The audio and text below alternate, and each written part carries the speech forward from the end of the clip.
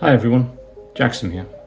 So today I thought I'd do a bit of a talk about something that I'm fairly passionate about, and something that I've got into in the last number of years, mainly through listening to other long form podcasts like Rogan podcast in the early days, and then Diary of the CEO, where they've had multiple experts on. And what I'm going to talk about is some of the four cornerstones of metabolic health. So the main issues I want to talk about today is sleep, it's gut health, it's your diet, and then it's exercise, and how they all link together and impact ultimately on your mental health and physical health, because all these things are intrinsically linked. So to get into it, the impacts from these issues are well known now. It's in the news, everybody sees it in the media. The epidemic of obesity, of type 2 diabetes, of dementia, Parkinson's is on the rise. So there's lots and lots of impacts, and they're all now starting to be looked at and studied, and discovering that it's linking back to your metabolic health. There's strong links back to your metabolic health. So let's break it down a little. So the first part, one of the base levels, your foundations of your metabolic health, is your sleep. And so many of us these days don't sleep right. I know I've had my times when I've not slept properly. I've had my periods of time when, due to other impacts, my sleep pattern is all over the place. Work, social, personal life. These all can impact our ability to sleep properly. But what are the impacts of poor sleep? How does that really affect us? Well, we are designed to sleep for a third of our life. When you think about that, that's quite a lot. We're designed to sleep for a third of our life. What does sleep actually do for us? It's an essential part for your recovery. It's an essential part for allowing your cognitive ability, taking things that you've read and understood or heard during the day from short-term memory to long-term memory, the impacts that dreams have. These are all things that are now really being studied, and realizing that they have really strong links to other areas of your life. But the other thing is, if you don't sleep right, and we've all had this, where you wake up the next day and you don't feel right. You're foggy, you're drowsy, you make poor food choices, you don't want to exercise, you find it hard to function. Now, when you tie that in then to other metabolic markers, you realize that sleep is one of the cornerstones. And without good sleep, you're going to struggle. Especially when it comes to then with your food choices. Because the food choices that you make when you're tired, usually you go after something that's going to give you a dopamine and a serotonin hit. And that's usually ultra processed food, which we'll roll back onto a few times. And something that's sweet. Something that you think is going to give you energy, when it doesn't give you energy per se. Much as there is energy in that food, what it does is it gives you a hit of serotonin and dopamine, which makes you feel better.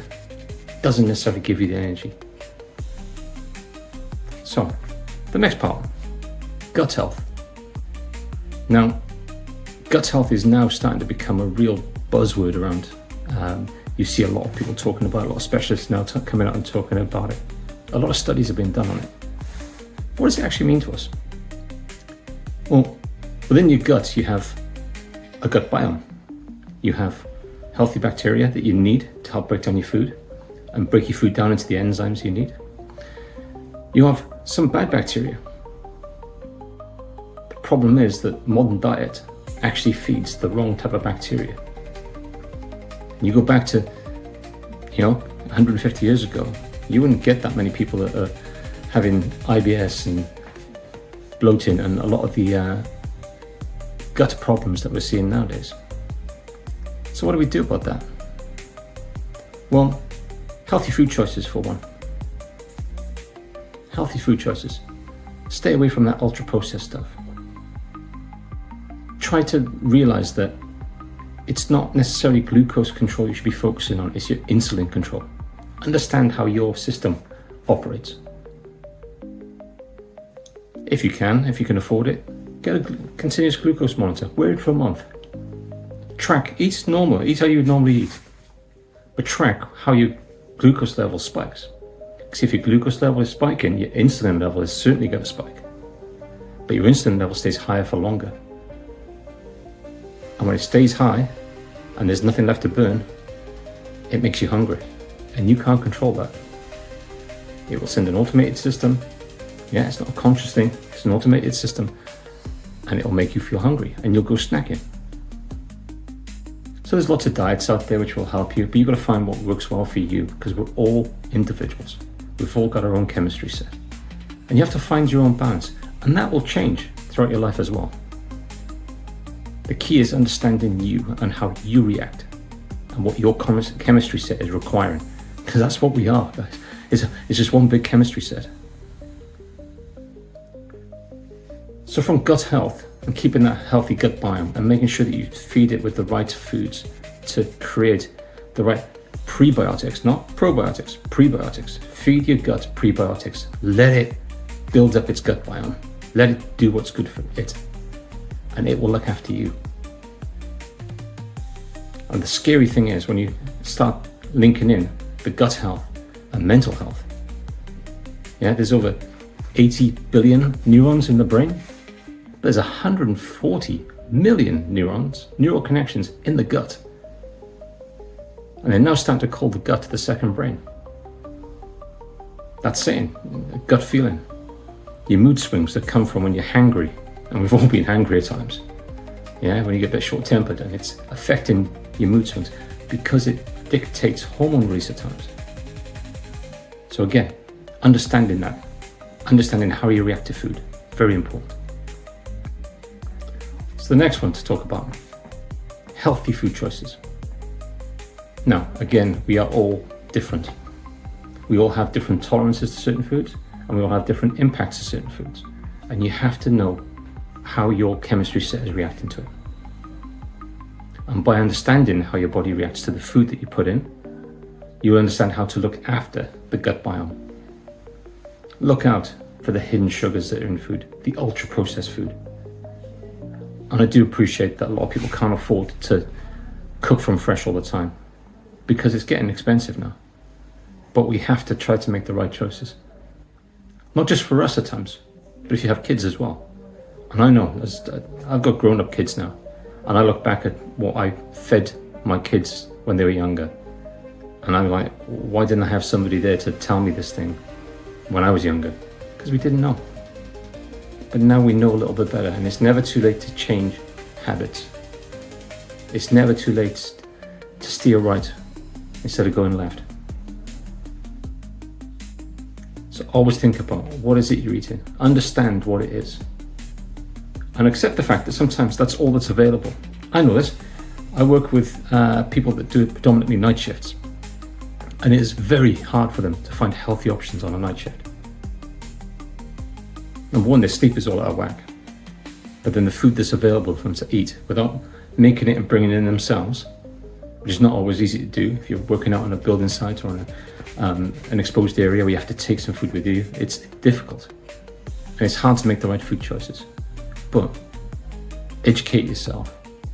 Understand how to read ingredient lists. If it sounds like a science lesson, it's not real food. It's not. Understand that there are over 100 ways that the food industry hide the word sugar. They call it different things. But understand that that sugar is going to react in your body like sugar, and it's going to cause a glucose reaction, which causes an insulin reaction. And what you don't want is going down the line of insulin resistance, because that's type 2 diabetes, and that's insulin injections eventually. I won't go into that because it's a very technical one. I might do that on a different video. But think of the food that you're eating. Start thinking of food as medicine. Start thinking, eat fresh, eat healthy, as much as you can. Make it yourself. Understand what you're putting in. Have control in it. Because the big industries that are trying to sell you the food with a nice shiny marketing label on it, and especially the ones that try to make it out to be healthy, they don't care about you being healthy. They don't. They care about you paying them money, and them paying their shareholders. And again, we might do another video in the future on the food industry, because I have a particular axe to grind with them. Final one, exercise. Now, we all know the benefits of exercise. It's well established that if you exercise, if you move more, you're healthier, you're stronger, your bone density is better. And especially as we get older, we got to remember to try to keep moving as best we can. Try to avoid or change up, if need be, the exercise you're doing so that you don't hurt yourself. Be aware of your limitations, but don't give in to false limitations. Yeah, accept them, challenge them, constantly challenge them, because the impacts of exercise are massive. Just on your cardiovascular health, if you are healthier, you will fight off infection a lot easier. Obviously, over-exercising can have an impact on your immune system. I accept that.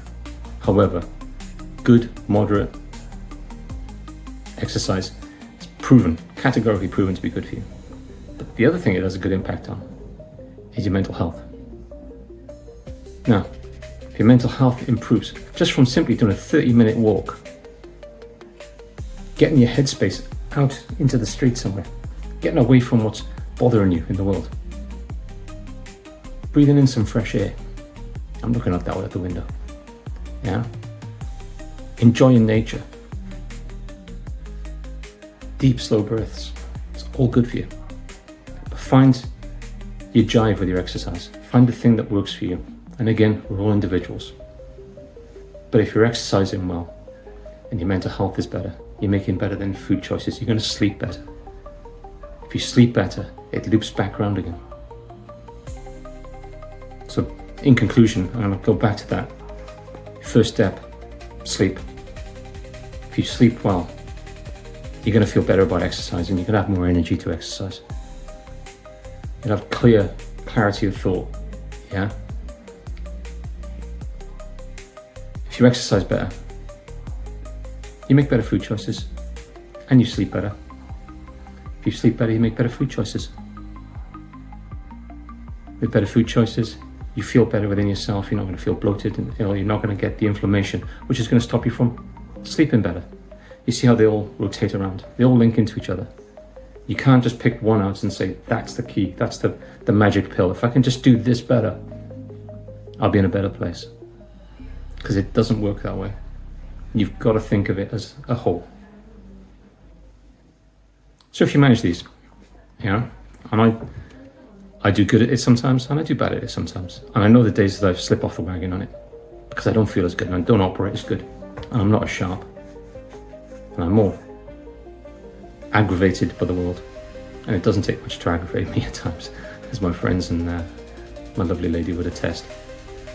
But when you sleep better, you can approach the world better. When you eat better, you feel better. When you exercise a bit, your mental health improves. When you sleep better, your mental health improves. Now, all I can say is, look out there on the internet. You'll find lots of information. You'll find some great books out there.